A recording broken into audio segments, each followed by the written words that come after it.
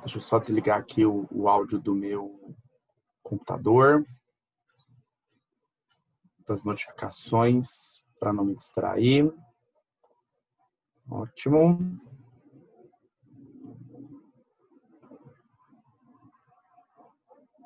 Então, boa noite a todos. Nós hoje vamos ter uma aula a mais juntos e separados, à distância, não é? Mas nós vamos aí produzir um pouco de conhecimento hoje e eu gostaria, se possível, da máxima participação de vocês. Nós vamos falar de modelos atômicos, não é?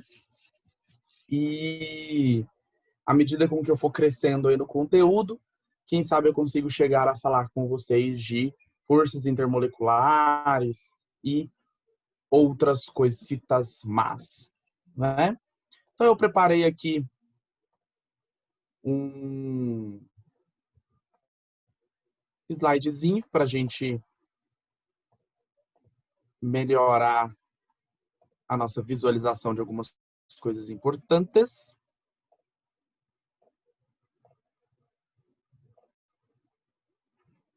Acho que todo mundo consegue ver aí.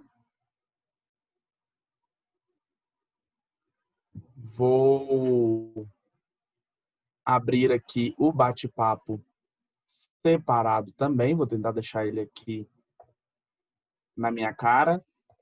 Se bem que ele não está aparecendo para mim. Agora sim está aparecendo para mim. Se vocês tiverem dúvidas, me perguntem. Não é? O Zoom é uma ferramenta muito boa porque ele nos aproxima. Então, qualquer dúvida que vocês tiverem, algum comentário para fazer, mandem aí que eu vou respondendo a vocês, tá bem? Do mesmo jeito que na sala de aula. Vamos lá então. Então nós vamos falar de modelos atômicos e a pergunta é: quando essa ideia surgiu? Não é? Essa ideia surgiu muito antes, mas aqui eu quero reforçar para vocês como que algumas ideias filosóficas influenciaram no mundo dos filmes. Sempre os 4 elementos. Então, nós temos ali no desenho Avatar, esses 4 elementos aparecendo e sendo bem frequentes, não é? Nós temos ali um filme com o Bruce Willis. Para vocês, ele não é um astro mais, mas ali para minha geração, para a geração das pessoas que organizam esse cursinho, não é? Ele é um astro do cinema. E nós também temos ali o desenho, que era um dos meus desenhos favoritos, que era o desenho do Capitão Planeta. Porque quando se juntavam os 4 elementos mais o amor, olha que fofinho, não é? Formava-se o Capitão Planeta. E aí o Capitão Planeta ia salvar o mundo de algum desastre. Então era isso que era a função dele e geralmente era um desastre natural, um desastre causado pelo homem, tá bem? Então era poluição, era um desenho bem voltado para a educação ambiental mesmo, tá bem? Mas a gente consegue perceber ali sempre a presença de 4 elementos. Mas agora vamos trazer a ideia para o modelo atômico. Vamos lá. Os filósofos gregos já se preocupavam em explicar como as coisas eram feitas. Então a conversa ela não é de hoje. A conversa ela vem da Grécia, ok? Só que a gente tem que entender que as ferramentas que nós temos lá para os filósofos gregos, elas eram mínimas. E qual era a ferramenta mais utilizada para a produção de conhecimento lá na Grécia? A dialética. Se você pensou a dialética, você está certo. A dialética. A dialética, então, era a forma mais conhecida de se produzir conhecimento. Que o que era? Era o filósofo, o professor, né, o mestre, ele conversando, ele expondo as ideias e pessoas ali argumentando e essa construção de um pensamento mais sistematizado. Tales de Mileto, ele já considerava a água como um elemento fundamental à vida. Está errado? Não, mas algumas terminologias ali estão erradas, né? Nós sabemos que hoje a água não é um elemento, ela é uma substância. Anaximandro, ele introduziu dois princípios, dois conceitos muito conhecidos. O arqué, que era um princípio, e o apeiron, que é uma substância primária, indeterminada e imaterial. Uma coisa mais metafísica, a gente pode dizer. Tá bem? Já os mais conhecidos, não é? Nós temos ali Aristóteles e Empédocles, que eles acreditavam na teoria da continuidade da matéria. Ou seja, a matéria ela não tem um limite. Ela, continua para sempre. Então, sempre quando você fosse dividindo um corpo, você conseguiria encontrar um pedaço ainda menor dele. Ok? E eles acreditavam que todos nós éramos feitos, no fim das contas, de basicamente, todos nós não, né? Tudo que existe. De 4 elementos. Fogo, água, ar, terra, coração, que era assim que o povo no desenho falava. Mas eram esses 4 elementos que formavam todos os demais. E ficou conhecido como o losango dos 4 elementos. Já quem acreditava numa ideia oposta, nós sempre temos oposição de ideias, não é? Quem acreditava na ideia oposta era Leucipo e Demócrito. Eu memorizo do contrário, Demócrito e Leucipo. Eles acreditavam na teoria da matéria descontínua. O que significa isso? Que você iria dividindo a matéria até que teria um momento onde você teria que parar, que você não iria conseguir dividir mais. Então a matéria era descontínua, ok? A essa partícula descontínua, que você não conseguiria dividir além, ele chamou de átomos. A de não tomos de divisível, e aí essa ficou, o nome pegou lá na frente, né? Então aí nós temos o losango de Empédocles. Observem que a união de dois elementos criava o que nós chamávamos, o que nós é ótimo, né? O que eles chamavam de qualidades. Então, o ar mais o fogo criava a qualidade quente. O fogo mais a terra criava a qualidade seco. O úmido, o ar mais a água criava a qualidade úmida. E a água mais a terra criava a qualidade fria. Então, e aí você tem os opostos desse quadrado. Olha que legal. O quente com o seu contrário frio e o úmido com o seu contrário seco. A ideia de Sócrates, de Aristóteles e Empédocles, ela era tão completinha para a época que eles conseguiam explicar, por exemplo, por que um determinado material conseguia ou não conseguia alimentar uma chama. Porque o elemento fogo estaria ou não estaria presente nessa substância. Então você tem que pensar que por mais bobinha que seja essa teoria hoje para você, ela na época fazia sentido, não é? E se você pegar uma criança de 5 anos que não sabe nada, que ela é um papel em branco de conhecimento científico, e você passa essa informação para ela, ela vai acreditar, tá bem? Então aí nós temos os nossos queridinhos, nossos bonitões, olha aí, Tales de Mileto, Empédocles, Anaximandro, Aristóteles, Demócrito e Leucipo, não é? Lembrando que muitas representações gregas, a pessoa tinha uma beleza na escultura, trazia-se uma beleza para a escultura, não é? E talvez ela não tinha. E aí, depois disso, ficou ali. Muita gente preferiu acreditar em Aristóteles, porque ele tinha ali a escola aristotélica. E aí nós temos quem? Depois disso, o modelo atômico de Dalton. Dalton, com a ajuda de outros cientistas, não foi só ele trouxe essa ideia novamente à tona em 1808, ok? E ele evidenciou que o seu átomo era uma matéria, era formada por partículas esféricas, maciças e indestrutíveis, ok? Então, elas eram maciças e indestrutíveis. Quando vocês forem anotar alguma coisa aí, vocês também podem anotar que essa esfera era neutra, ou seja, Dalton não conseguia explicar como a carga surgia, tá bem?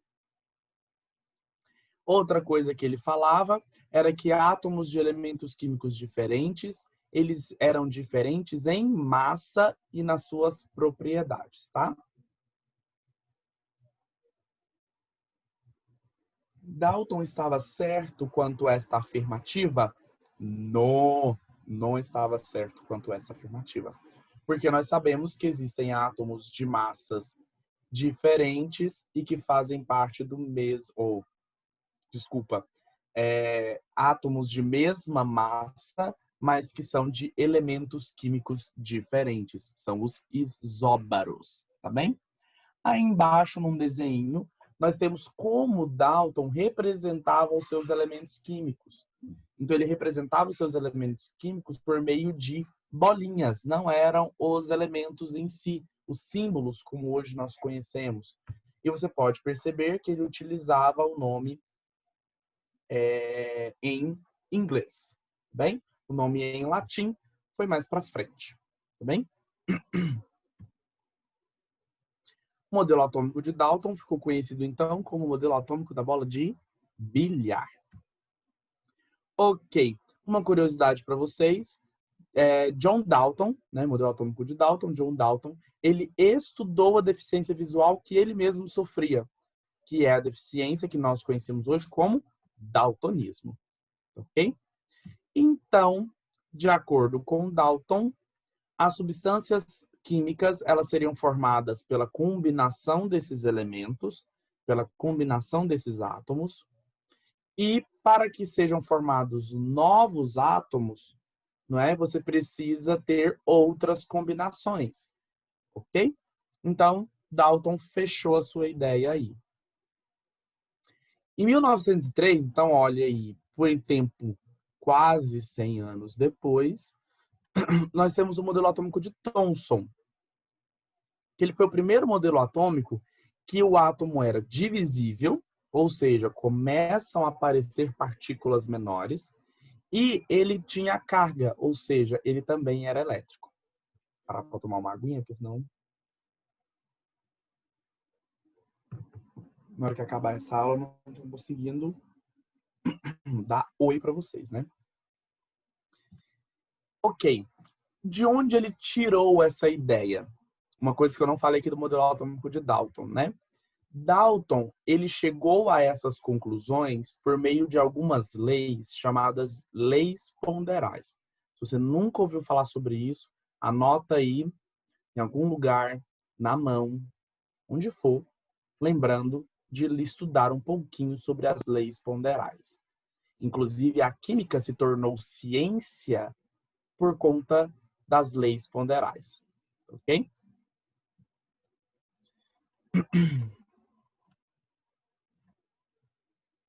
Ótimo. Já Thomson, ele começou a fazer experimentos com raios catódicos, em tubos que ficou conhecido como tubo de Crookes. E nós vamos falar um pouquinho desse experimento hoje, durante esta aula, tá bem? Então, aí nós temos o tubo de Crookes. Eu vou aumentar aqui. Acho que aumentou aí para vocês também, não é? Então, era um raiozinho, um feixe luminoso, que saía do cátodo e ia em direção ao ânodo. Por isso que ele ficou conhecido como raio catódico, ok? Esse tubo, ele tinha um gás ali dentro, que era um gás a baixíssima pressão. E essa baixíssima pressão era feita porque era ligado nele uma bomba de vácuo, tá bem? O raio saía do cátodo, e chegava até o ânodo. Mudava-se a substância que tinha ali dentro, o gás que tinha ali dentro, mudava-se a estrutura do raio catódico, do tubo de Crookes, e esse raio catódico ele continuava aparecendo. Existia, inclusive, uma mudança de cor entre um e outro, mas ele continuava aparecendo. Então, Thomson, ele se perguntou da seguinte maneira, né? Se esse raio, ele continua aparecendo, é porque ele deve ser comum da matéria. Não deve ser algo exclusivo de um determinado elemento químico, de uma determinada substância química, tá? Então, o modelo atômico dele ficou conhecido como o modelo atômico do pudim de passas. Thomson, ele era um lord inglês e ele gostava deste doce que é típico, que é característico da região. E aí, ele nomeou no doce que ele queria. Então, o que a gente consegue aprender disso? Vire um lord inglês, pesquise alguma coisa e coloque com o nome do doce que você quiser, não é? Thomson fez isso. É meu objetivo de vida. Ele fez alguns experimentos com ele. Vamos dar zoom aqui para a gente ver as variáveis desse experimento. Então, olha aí. Primeira e segunda variável do experimento. Primeiro, ele colocou um anteparo, alguma coisa que bloqueasse a passagem do raio. E o que ele percebeu? Ele percebeu que esse anteparo ele provocava uma sombra no fundo do tubo. Ou seja, o raio ele se propagava em linha reta, ok? Ele se propagava de maneira retilínea, ele não conseguia fazer curvas sozinho. Depois, ele colocou uma pazinha, como se fosse um ventiladorzinho. E quando o raio passava por essa pazinha girava. Isso indica que que os raios catódicos possuem massa. E essa massa é capaz de movimentar um corpo muito leve. E, por fim, quando ele colocou placas com cargas, ele percebeu que essas placas com cargas faziam com que esses raios desviassem, sendo atraídos por placas positivas. Isso indica que a natureza desse raio é negativo, porque os opostos se atraem, ok? Então, aí é só as conclusões que nós temos desses 3 experimentos, tá bem? Ok. Thomson para Rutherford, nós já temos aí 8 anos. Você vê que a ciência ela vai melhorando cada vez em um espaço de tempo menor. E vamos lá, de Dalton para Thomson, nós temos a eletricidade sendo um conceito amplificando o átomo. E agora, de Thomson para Rutherford, nós temos a radioatividade. Nós temos aí Pierre Curie, Marie Curie, pesquisando coisas sobre radioatividade. Outros cientistas também contribuindo muito com o conhecimento desta área, tá bem? Então, tudo isso são coisas que estão acontecendo. Vale lembrar que a ciência, pessoal, a ciência ela é algo coletivo. A ciência não é algo isolado, não é? E nós estamos vendo muito disso agora com essa pandemia. Então, o conhecimento científico ele vai sendo construído coletivamente. É claro que algumas pessoas levam crédito, até porque nós temos uma dificuldade em dar crédito ao coletivo, nós precisamos identificar, dar nome, ver a imagem para que a gente dê crédito, né? Rutherford, então, ele estava de posse desse experimento aí. É o bombardeamento da fina folha de ouro, da finíssima folha de ouro, em 1911. Aí aqui, nesse desenho bem arcaico que eu fiz, que eu encontrei na internet para vocês, nós vamos lá então definir o que nós tínhamos aí. Nós tínhamos um elemento radioativo que liberava, cadê? O 3 não aparece aí. Que liberavam um feixe de partículas alfa de carga positiva. Nós tínhamos um bloco de chumbo que a função dele era afunilar, porque o polônio libera para todos os lados, o chumbo bloqueia, afunilando para uma direção. Virado para uma finíssima folha de ouro, tudo bem? E as setinhas indicam o resultado. Essas partículas alfa, elas iam em direção desse papel fotográfico, ok?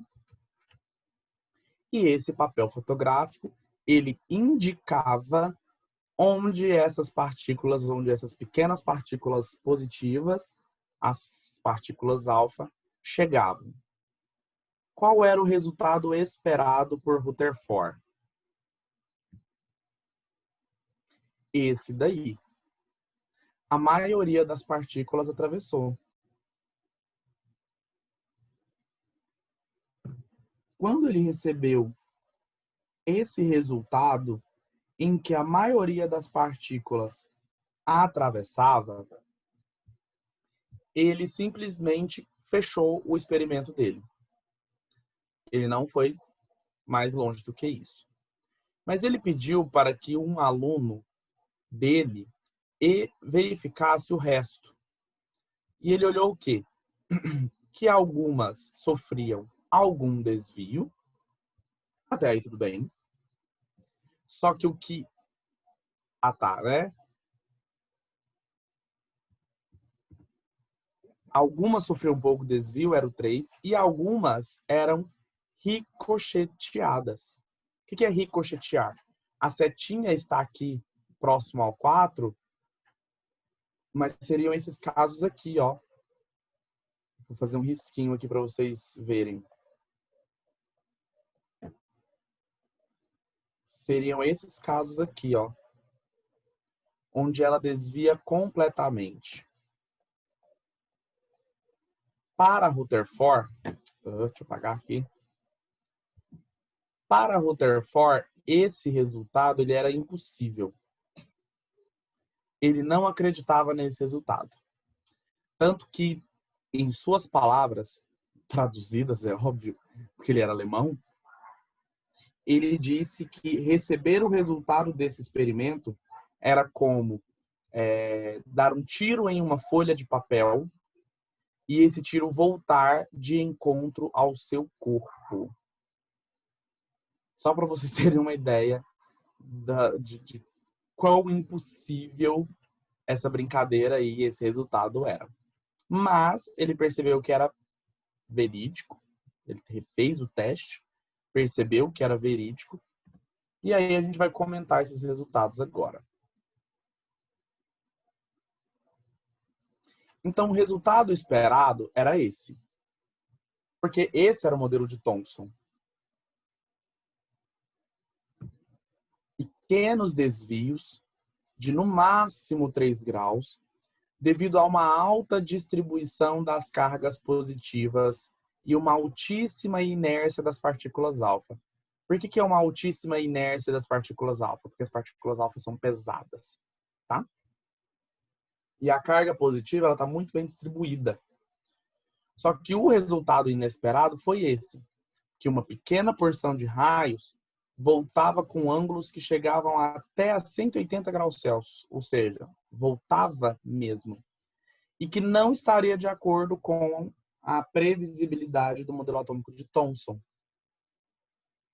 Então, partindo disso, ele teve que pensar em um modelo atômico que atendesse a esse experimento.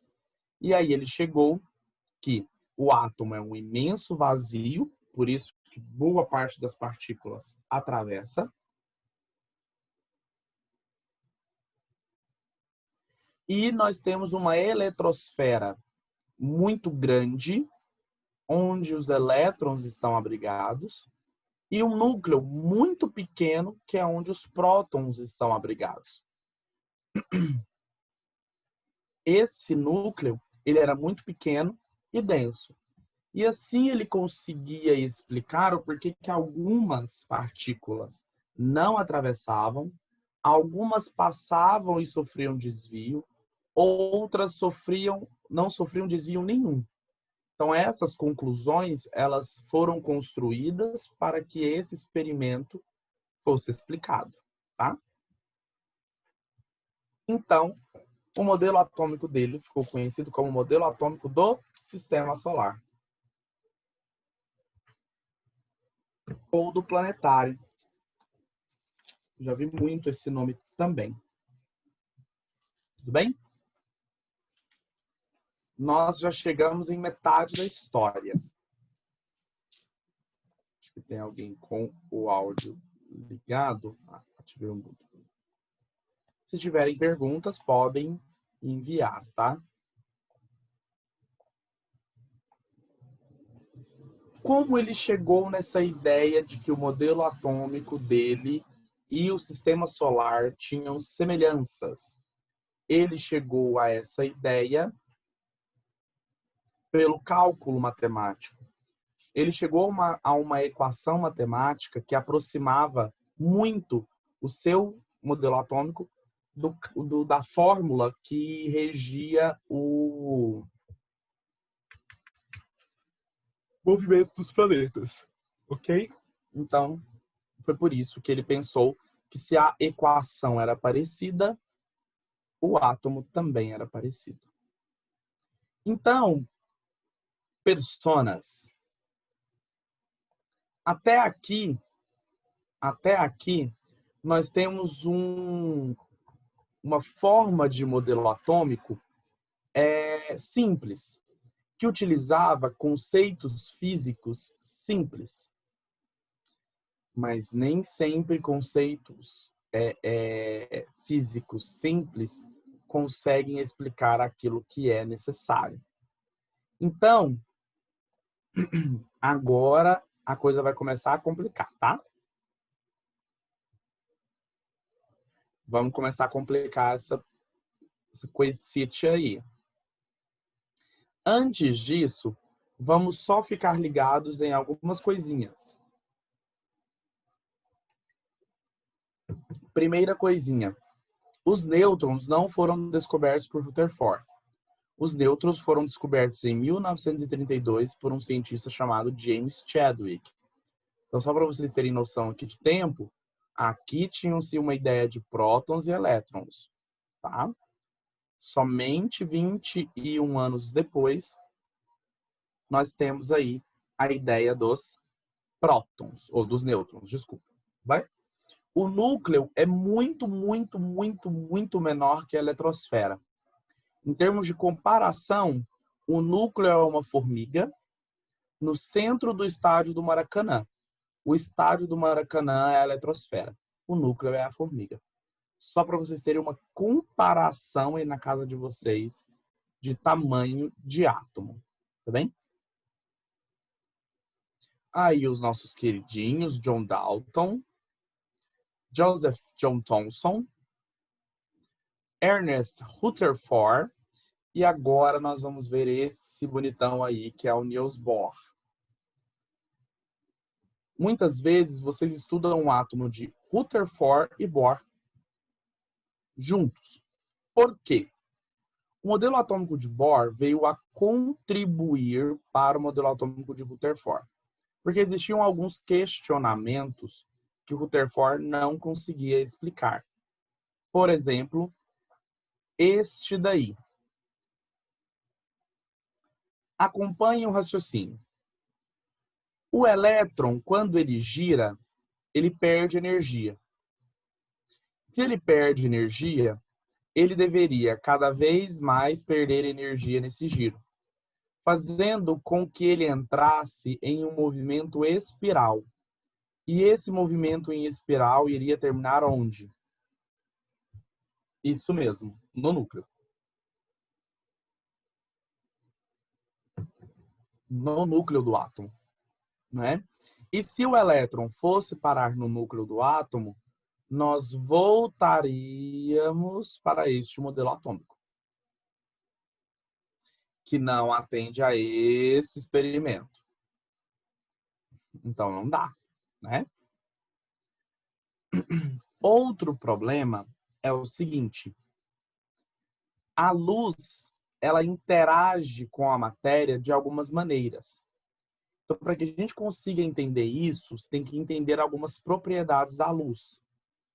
A luz, ela é uma onda eletromagnética. Então, aqui você tem uma ondinha, mas essa ondinha aí, como ela acontece em dois planos, ok? Ela acontece num campo elétrico e num campo magnético.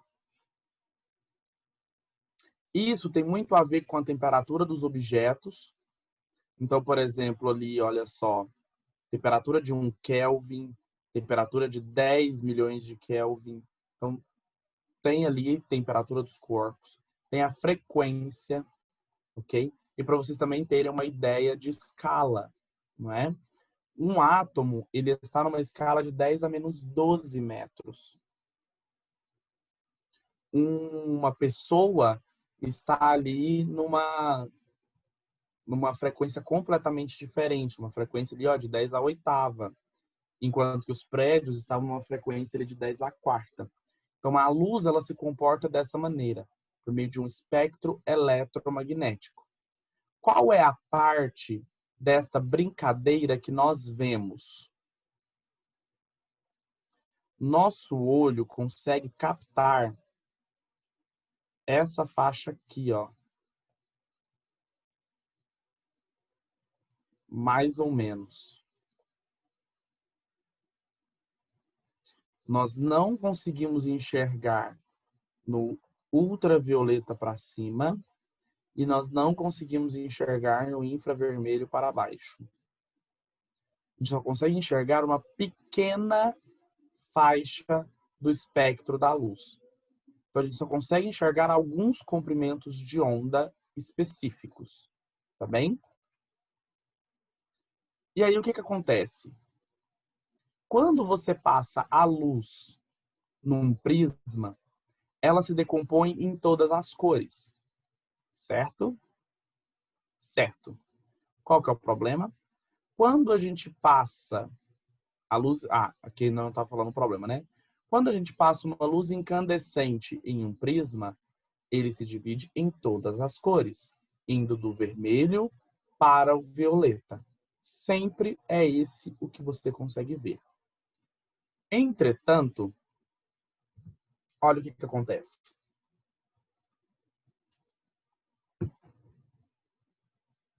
Quando a gente coloca uma lâmpada, lembra lá daquele tubo de Crookes? Então, a lâmpada de hidrogênio é isso.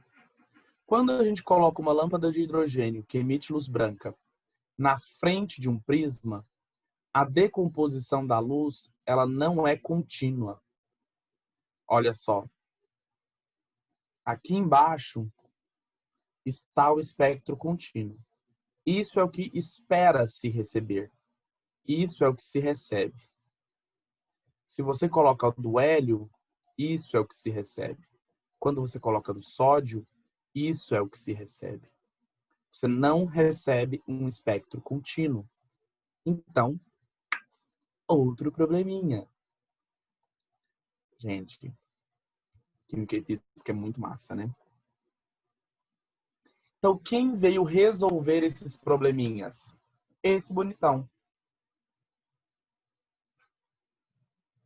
Muitas vezes a gente estuda esses dois modelos atômicos juntos porque um complementa o outro, tá bem? Para isso, se utilizou ferramentas da mecânica quântica, da física quântica. Então, nós temos a física clássica, que é a física de Newton, e nós temos a mecânica quântica, ok? Vamos lá, então. Os elétrons estão em órbitas circulares ao redor de um núcleo central. Nessa órbita circular, ele não emite e não perde energia espontaneamente, ou seja, do nada. Ele não vai ganhar energia do nada e ele não vai perder energia do nada. Ou seja, você não consegue criar energia. Você só consegue transformar. Você precisa de alguma coisa aí para que essa energia chegue ali. Ok. Essa energia ali ficou conhecida como energia estacionária. Ou seja, ele tem essa energia, ele não ganha, ele não perde essa energia. Ok? O átomo, ele é organizado na sua eletrosfera em níveis de energia. E cada nível ou camada tem uma energia diferente. Cada um desses níveis, eles têm uma órbita, eles têm uma energia fixada. Lembra lá da energia estacionária? Estou falando devagar para que os conceitos entrem na cabeça de vocês. Nós temos fórmula para esses níveis. Ok? E daí vem a ideia da quântica. Vem de quantum, de quantidade. Quantidade fixa, quantidade determinada. Ok? Então, como explicar aquilo ali? Um elétron, quando ele salta de um nível de menor energia para um nível de maior energia, ele absorve energia. Essa energia você tem que doar essa energia para o elétron. Ok? Então, lembrar que ele não absorve do nada. Então, alguém ou alguma coisa tem que fornecer essa energia para ele. Aí, ele consegue saltar de um nível e ir para outro. Esse salto só vai acontecer se alguém fornecer energia para ele. Ele sai de um estado fundamental, que é o estado dele de boa, e ele vai para o que nós chamamos... Nossa senhora, motoqueiro, deixa eu dar aula. E ele vai para um estado que nós chamamos de estado excitado, ou seja, agora ele está num outro estado que não é o estado normal dele. Ele ganhou energia. Aí nós chamamos de estado excitado. Ok?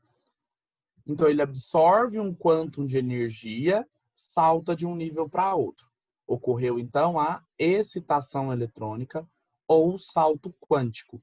Quem assistiu Homem-Formiga, Vingadores, deve ter ouvido esse termo, salto quântico.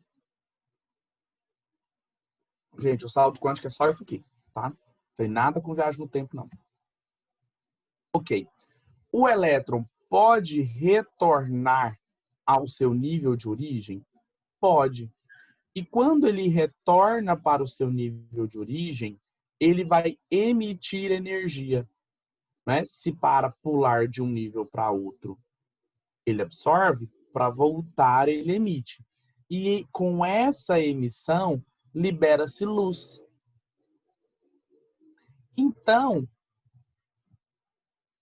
a luz que ele emite é aquela luz vista lá no espectro. Ok? Deixa eu ver se aqui vai mostrar. Ah, não. Eu não coloquei o último. Espera aí, gente. Não.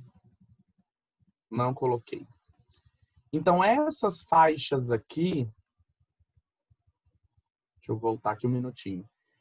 Essas faixazinhas aqui que você está vendo são níveis, são mudanças de níveis do elétron voltando, tá bem?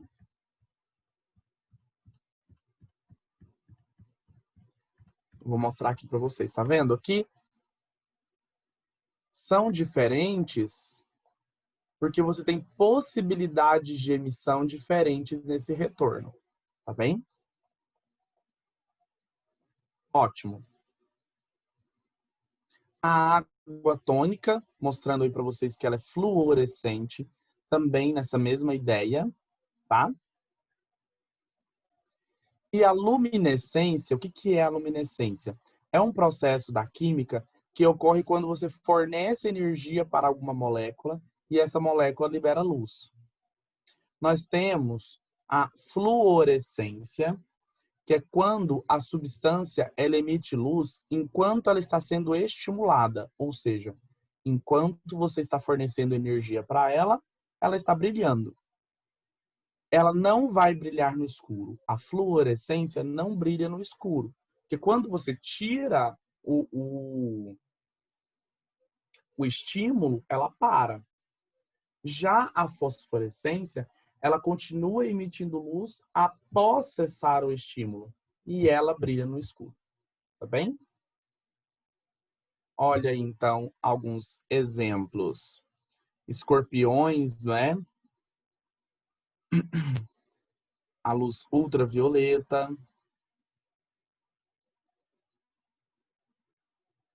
Aqui o espectro visível mais completo para vocês, ó.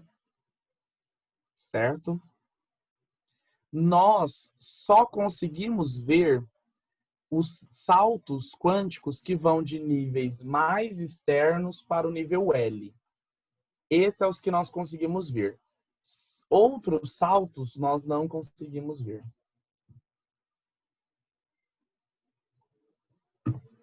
Os fogos de artifício nada mais são do que estes saltos, viu? Coisas lindas.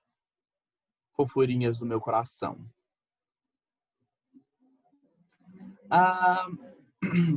Tem um videozinho do Ariano Suassuna no YouTube, Ariano Suassuna, que é brasileiro, comentando sobre os cientistas Rutherford e Bohr. Depois, se vocês quiserem dar uma olhadinha, vocês vejam, tá bem? Acho que... não, ninguém mandou nada no bate-papo, não, porque apareceu para mim. Então, vamos ver aqui algumas ideias nesses minutos finais que nos restam. Algumas ideias do modelo atômico atual.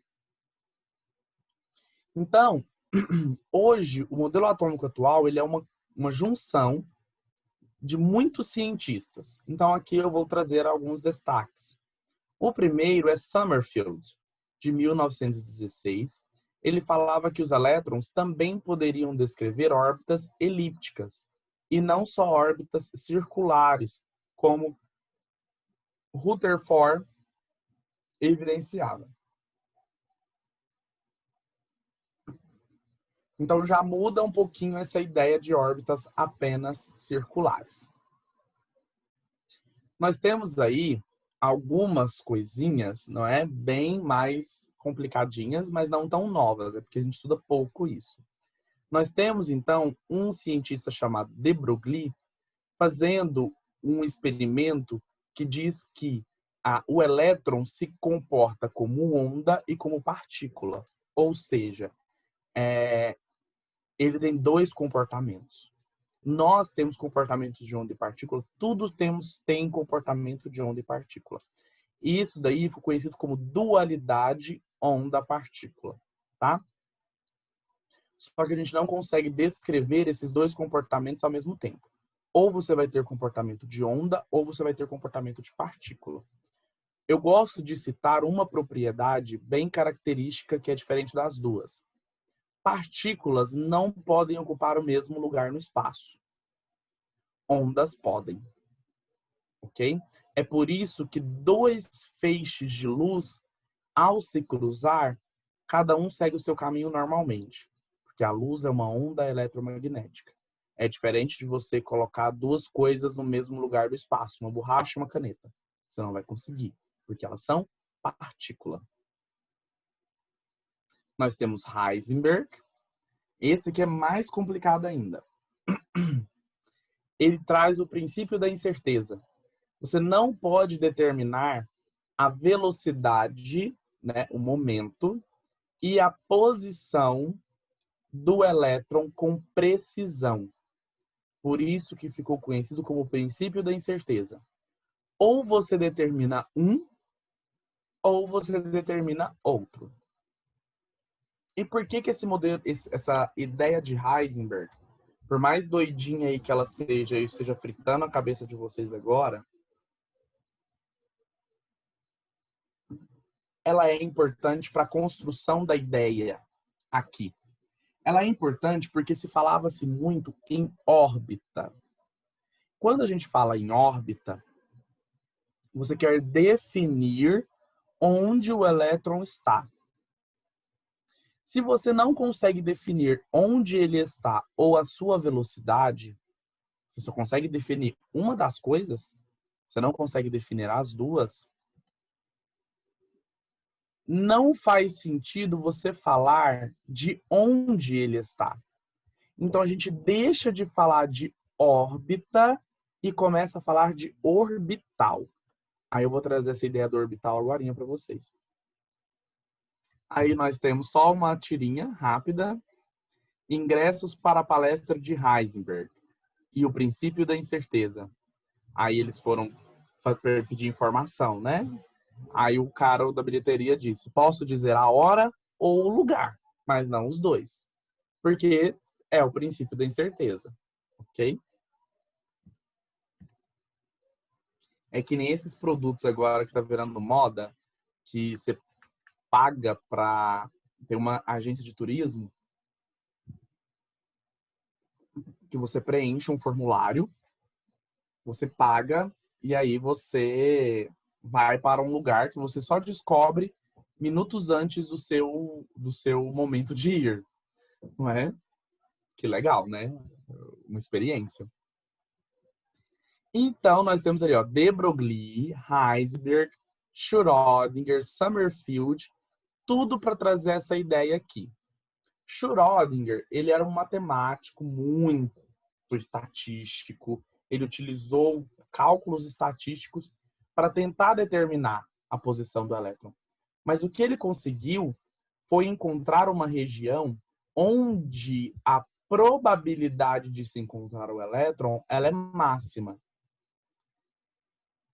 Só que a gente não pode dizer que ele está ali, porque nós estamos falando de probabilidade. Se eu falar para vocês que a probabilidade que eu ganhe na Mega Sena é alta, não é a mesma coisa de eu dizer para vocês que eu vou ganhar na Mega Sena. São coisas diferentes. Então, ele chegou numa função de onda, numa equação, que dava essa máxima probabilidade.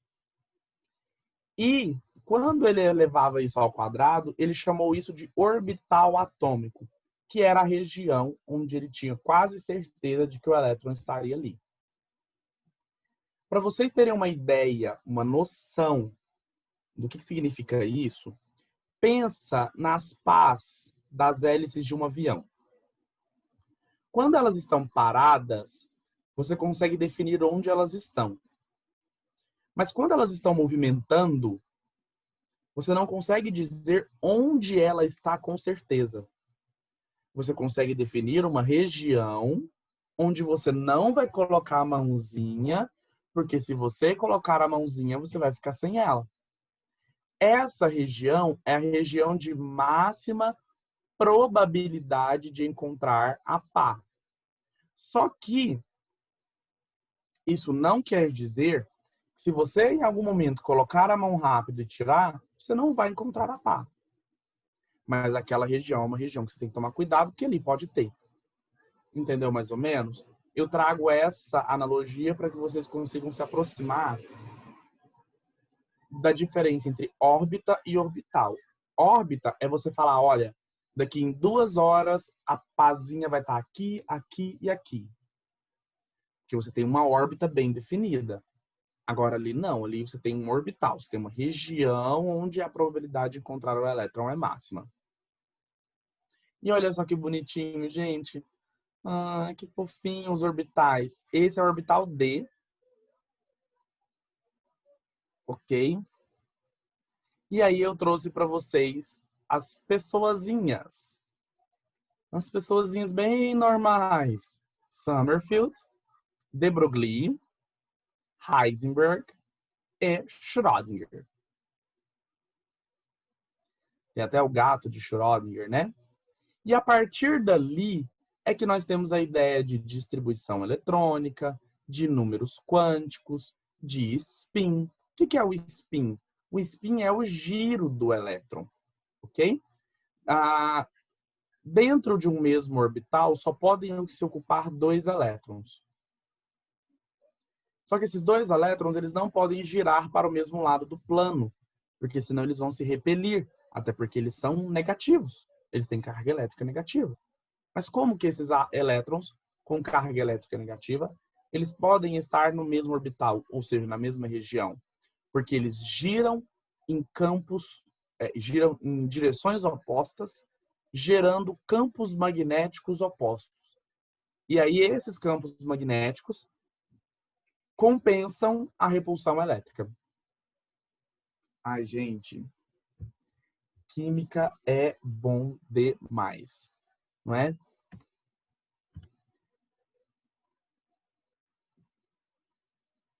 Personas. Vou deixar aí 2 minutinhos para vocês digitarem perguntas. Se alguém ficou com alguma pergunta em cima do tema que eu desenvolvi para vocês hoje, senão eu vou fazer alguns comentários antes disso. Mas eu vou esperar um pouquinho só para ver se alguém vai mandar alguma pergunta, tá?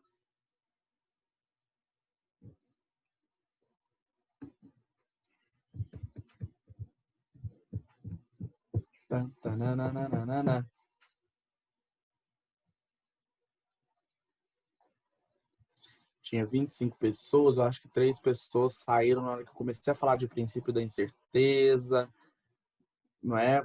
Partícula e onda, dualidade onda-partícula, e aí a pessoa fala assim, não, gente, isso não é para mim, isso não é de Deus, eu vou embora. Esperar só mais um minutinho para ver se mais alguém está aí digitando sua dúvida, senão eu vou fazer alguns comentários, tá?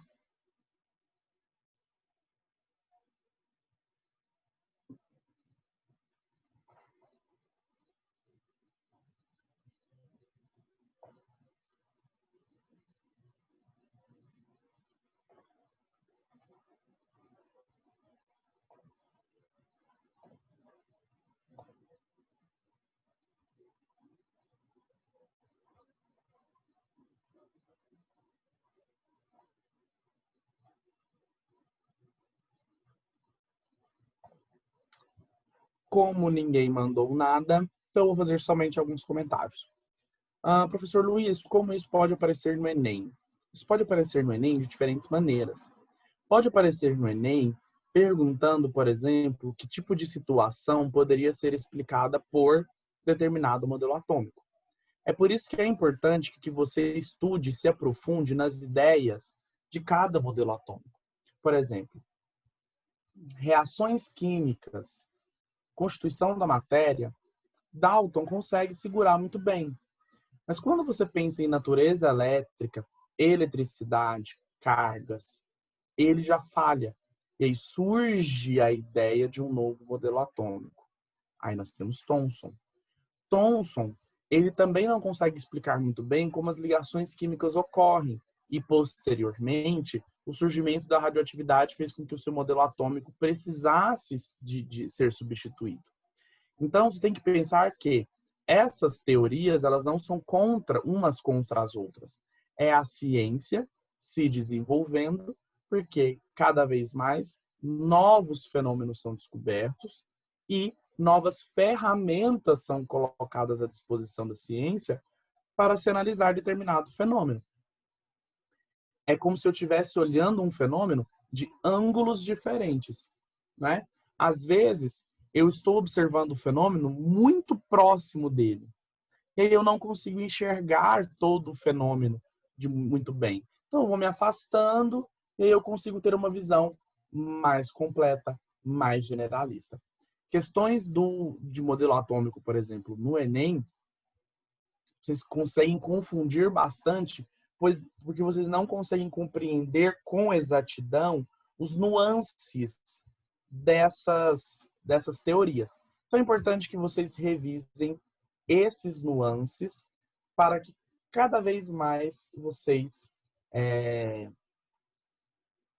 estejam prontos para a prova. Tudo bem? Personas, eu espero que eu tenha contribuído para a formação de vocês aí dentro deste conteúdo em específico, não é? Eu escolhi este tema porque as coordenadoras do cursinho me informaram que existiam alguns alunos novatos, mas que também poderiam ter alunos que já participaram de algumas das minhas aulas do presencial, já que eu dei aula presencial para vocês. E então eu me organizei de maneira a trazer um conteúdo novo, tanto para quem é novato, tanto para quem é veterano, tá bem? Então, no mais, eu desejo uma ótima prova para vocês e que vocês vão com tudo aquilo que vocês saibam o mais prontos possível, tá bem? Pessoal, beijinho para vocês e até!